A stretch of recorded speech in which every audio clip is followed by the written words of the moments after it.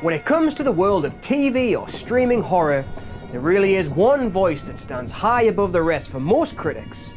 And that is, of course, writer, director, editor and producer Mike Flanagan, who's been knocking them out the park since his affiliation with Netflix began.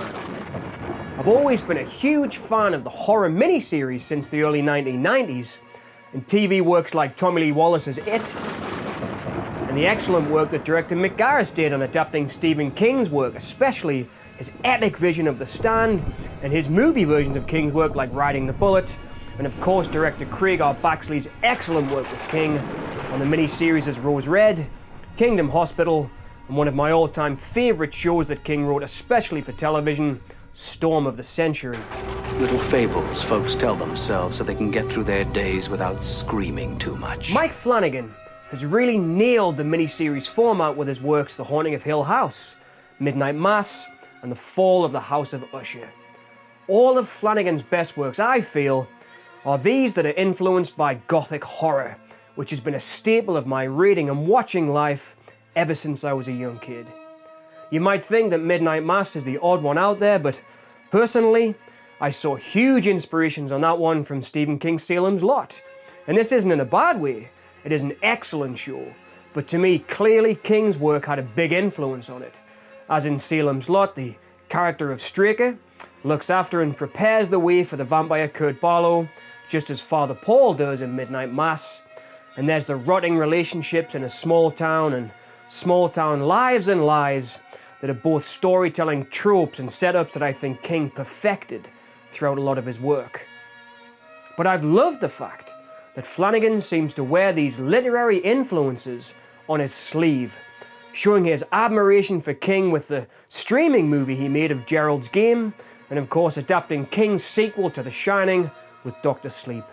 But I think Flanagan is at his best working in the miniseries genre, and his storytelling and adaptations of these Gothic tales, I think, puts him in the canon of some of the great Gothic storytellers, such as F.W. Murnau with Nosferatu, and puts him amongst the best long-form storytellers working in television, like Mick Garris and Craig R. Baxley. And most importantly, I think it puts Flanagan in the arena with the other subject of this week's episode, Roger Corman, and his 1960 adaptation of Edgar Allan Poe's House of Usher.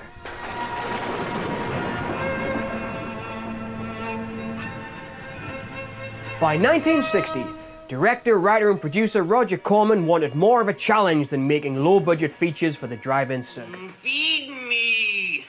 I never been to college and I ain't been around much, but I'd have been willing to bet there ain't no such thing as a talking plant. Up until this point, his living had been making very low-budget features that he could shoot in 10 days or less to sell to drive-in distributors, films like Attack of the Crab Monsters.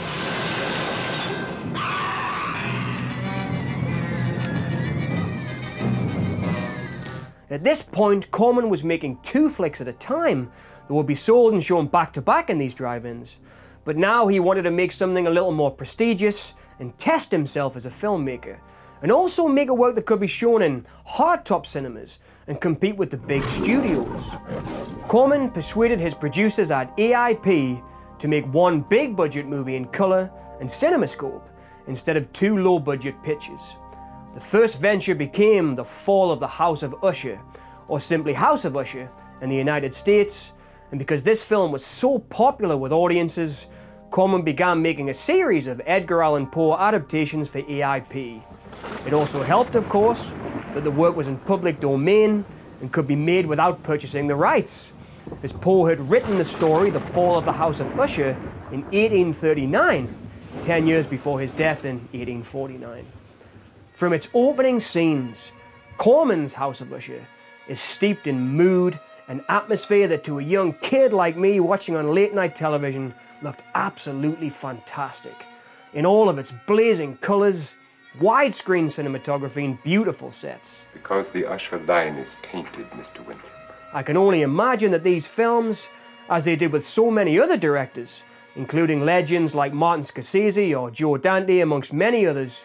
Well, Roger was, to me, is one of the most important American filmmakers. I think it's very important to let the generation of today know who he is. must have also caught the eye of future horror director Mike Flanagan, as his adaptation bears many resemblances to Corman's series of theatrical films based on the work of Edgar Allan Poe. The Fall of the House of Usher serves as a wraparound story for Flanagan's series and gives the story a beautiful framing. And it's Flanagan's masterful modern adaptation of Poe's works for a new generation's ideals that I think works really well. Out of the will, on the streets. Neutralized. Like dead. Back to Corman's 1960 House of Usher, I think it is a masterwork of low-budget storytelling. The whole cast of the film numbers 4. Roderick Usher, his sister Madeline, her fiancé and the long-serving butler, who Mark Hamill's character Pym kind of represents for me in Flanagan's series, who for my money was by far the most interesting and the deepest character in the modern retelling. As a side note, if you are a found footage or Mary Shelley's Frankenstein or Bram Stoker's Dracula fan, in Flanagan's adaptation, Pym's character and backstory are based on Poe's only full novel, The Narrative of Arthur Gordon Pym of Nantucket, which is written in a kind of cool travel diary style that fans of the first-person genre will love. So if you want to know more about Pym's journey around the world and the horrors that occurred to him from House of Usher 2023, then it's a must-read. In Corman's film, the butler, Bristol, seems to hide all the family's dark secrets just like Pym. Where is the secret place? Secret? Bristol, you must know. I know. And also feels he's obliged to the family and suffers with them in the madness and horror that exists at the heart of the crumbling evil house. And the house is one of the really interesting things about Corman's film and Poe's story. The house is a metaphor for the crumbling mind of Roderick Usher and what he believes to be his family's tainted bloodline. The house is the monster in Corman's version. Corman has said that he thinks Roderick Usher isn't really the bad guy. After all, he is doing what he thinks is right and attempting to end the family curse, which in Corman's film and Poe's story means burying his beloved sister alive. Scratching at the lid with bloody fingernails. Staring. Screaming.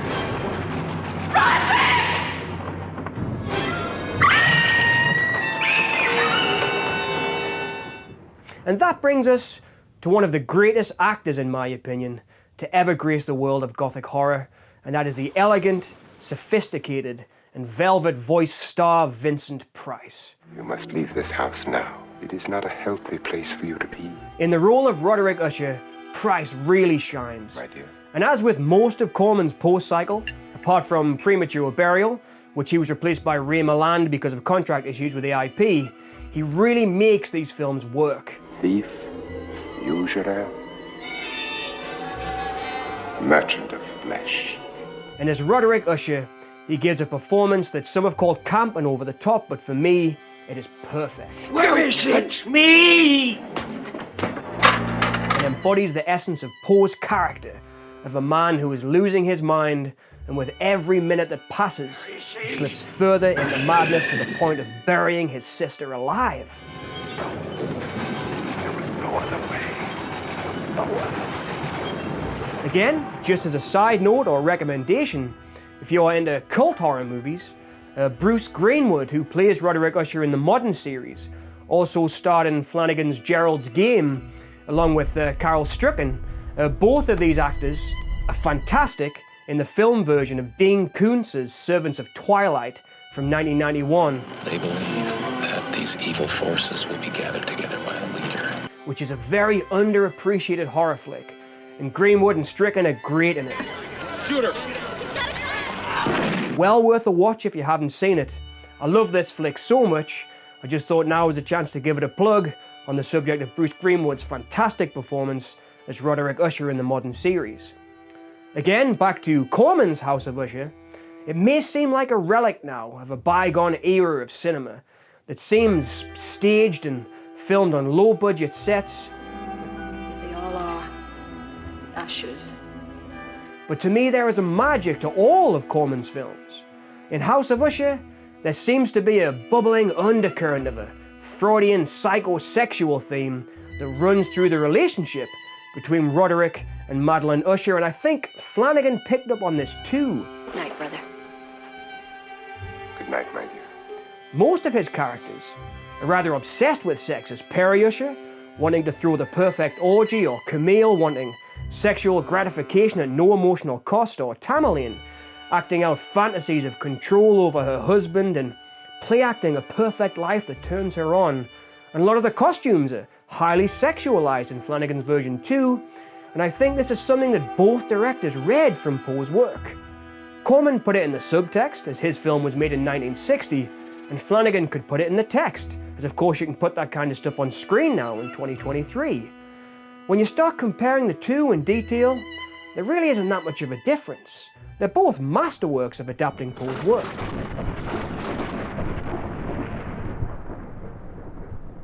I guess to finish, I could say that seeing Flanagan's adaptation has made me appreciate the Corman films all over again, especially House of Usher. It is a timeless tale that will be told by directors and storytellers for generations to come.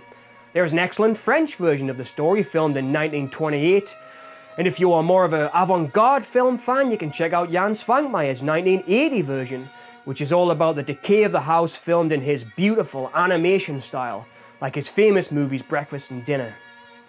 Edgar Allan Poe was a master storyteller, and his work can be adapted to fit modern themes because it is so deep emotionally at its core and it affects the reader. It is a filmmaker's dream, and Corman and Flanagan, who have both got a career in and love the Gothic horror genre, did great jobs of adapting Poe's work. So if you love Flanagan's series, check out Corman's film, because it really is a stunning work of beauty and cinematic craftsmanship made on a low budget that is influential to all filmmakers. Is there no end to your horrors? No. If you like this video, please remember to like and subscribe.